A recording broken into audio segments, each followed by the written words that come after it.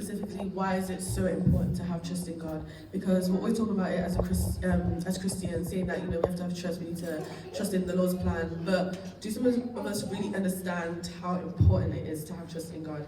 So that's why I'm going to explain further why it is so important.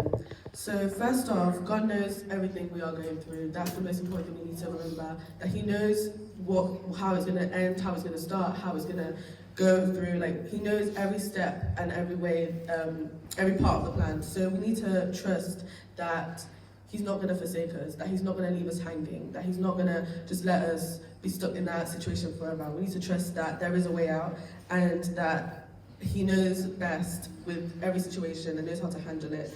And so we need to just follow His path and trust that He knows best. I want to talk about specifically why it is so important, because the consequences that can come from not trusting in God. So the first consequence is that you can have moments of weakness. If you don't have trust in God, it's much more easier to fall into temptation. It's much more easier to fall into sin, because you might think, oh, there's an easier way out of this, or this way is just, it makes more sense, because you don't have trust that God will get you out of that situation. And this leads to disobedience. For example, this is when Moses in the Bible struck the rock more than once, even though he was told by God only to strike it once. This is because he thought, oh, why is there such small water coming out and the people are screaming at me, I don't know what to do. Like, he didn't trust that God would provide when He told him to just strike it once. He thought that he should do his own thing because he felt so pressured and he felt so tempted by what was going on in that situation. And that shows why it's so important to have trust. Because of that, he was banned from the promised land, and that was something he'd been traveling for how many years and worked his whole life just to do that thing and end up not even seeing the very end of it.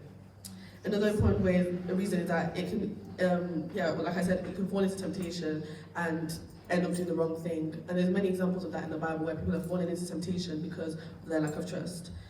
Another important reason why it's important is because not trusting in God keeps us in bondage.